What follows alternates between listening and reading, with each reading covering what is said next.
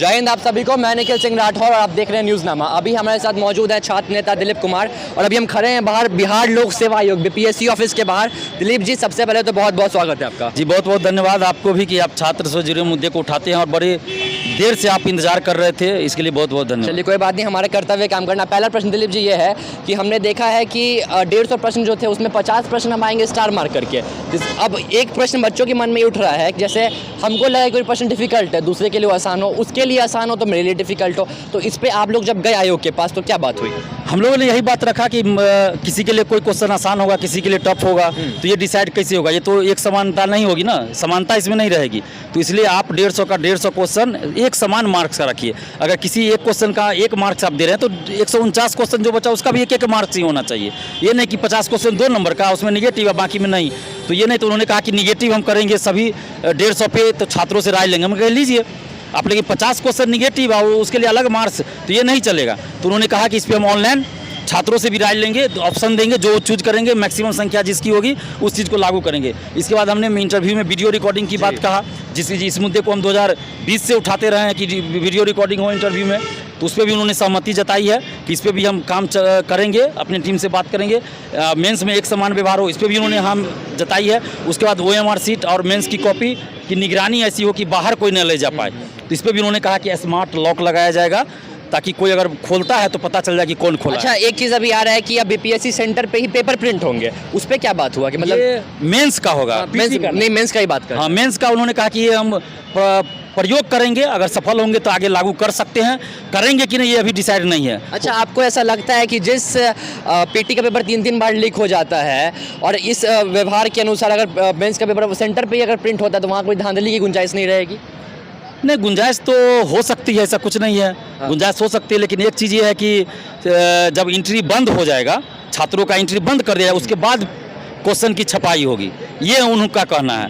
तो ऐसी परिस्थिति में वो बाहर कहीं भेजते भी हैं तो ऐसी परिस्थिति में लाभ नहीं मिलेगा, चूँकि स्टूडेंट तो अंदर रहेंगे ना, मोबाइल जब्त रहेगा सबका, मोबाइल लेके अगर कोई बैठा रहेगा तभी जा सकता है। और मेंस में वैसे भी ये करेंगे, तो मेंस में अगर एग्जाम हॉल के अंदर भी कोई बैठा हुआ है, उसको अगर क्वेश्चन चला भी गया तो आंसर भेजने में थोड़ा सा दिक्कत होगा। मेंस का तो लंबा चौड़ा आंसर होगा, तो उसमें दिक्कत होगी सेटिंग करने में। तो ये प्रयोग के तौर पे। अच्छा, ऑप्शन पे आप एक बता रहे थे कि इनमें से कोई नहीं और इनमें से कुछ कम, वो वाली क्या बात हुई? ई ऑप्शन पीटी में रहता है सिविल सेवा में, बीपीएससी में, जिसमें कि ई ऑप्शन में 2 ऑप्शन है। एक है उसमें कि इनमें से एक से ज़्यादा सही, ऑब्लिक इनमें से कोई सही नहीं।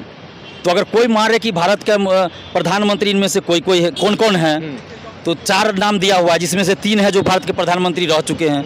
तो हम मारेंगे कि इनमें से एक से ज़्यादा सही, वो सोच के मारेंगे। और किसी को 4 नाम याद नहीं पता है कि प्रधानमंत्री है कि नहीं है, उसको लगेगा कि इसमें से कोई ऐसा नाम नहीं जो प्रधानमंत्री रहे, तो वो मारेगा आंसर ई ऑप्शन कि इनमें से कोई सही नहीं।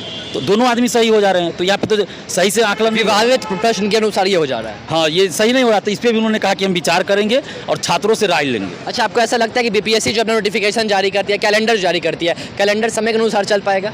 बीपीएससी का अगर हम देखें, अभी तक तो समय से नहीं चल पाया है, क्योंकि अभी भी कैलेंडर जारी है, लेकिन वैकेंसी कहा जा रहा है कि जनवरी में आएगा। अभी वाली भी हाल की बात है। तो देखिए, ये बहुत बार हुआ है बीपीएससी में, कैलेंडर जारी हुआ है, फॉलो नहीं हुआ है, लेकिन चलिए कम से कम प्रयास अब ये अध्यक्ष कर रहे हैं, तो ये अच्छी बात है। कहीं ना कहीं से तो शुरुआत करना पड़ेगा, प्रयास करना पड़ेगा। तो हम लोग भी जहाँ तक होगा अच्छे कार्यों के लिए सपोर्ट करेंगे, अगर कुछ गलत होगा तो विरोध भी करेंगे। अच्छा, आप जो एक बात कर रहे थे अभी कि इंटरव्यू रूम में कैमरा रखा जाएगा, रिकॉर्डिंग होगी, उसका क्या कारण है और उससे फ़ायदे क्या हैं, ये बता दीजिए। देखिए, हम बहुत पहले से ये मांग कर रहे हैं कि इंटरव्यू का वीडियो रिकॉर्डिंग हो, तो इन्होंने मान लिया कि इंटरव्यू का वीडियो रिकॉर्डिंग कराएंगे और छात्रों को भी उपलब्ध कराएंगे, जो इंटरव्यू देंगे उनको भी। तो इससे फ़ायदा ये होगा कि कोई इंटरव्यू बोर्ड में जो मेंबर है वो इनके साथ कुछ व्यवहार नहीं करेंगे, अगर क्योंकि कैमरा लगा हुआ है। जैसे 2 मिनट में बाहर कर दिया गया बहुत को, जो पैसा नहीं दिया उसको, तो ऐसा नहीं होगा। और बहुत के साथ जाति के आधार पर भी टॉर्चर किया गया 56 से 59 में, तो ऐसा नहीं हो पाएगा क्योंकि कैमरा लगा हुआ है। और दूसरा, स्ट्रॉन्ग रूम जो मेंस की कॉपी हो या पीटी का OMR, तो उसमें स्मार्ट लॉक लगा रहेगा और सीसीटीवी कैमरा रहेगा, जो बाहर डिस्प्ले भी रहेगा, मीडिया के लोग भी वो जाके देख सकते हैं कि अंदर क्या हो रहा है। तो ये स्मार्ट लॉक रहेगा, तो कोई रात में भी या कैमरा ऑफ करके भी अगर वो स्ट्रॉन्ग रूम के अंदर जाएगा तो पासवर्ड डालना पड़ेगा, तभी वो खुलेगा। तो पासवर्ड सबको नहीं पता रहेगा, जिसको पता रहेगा वही फंसेगा।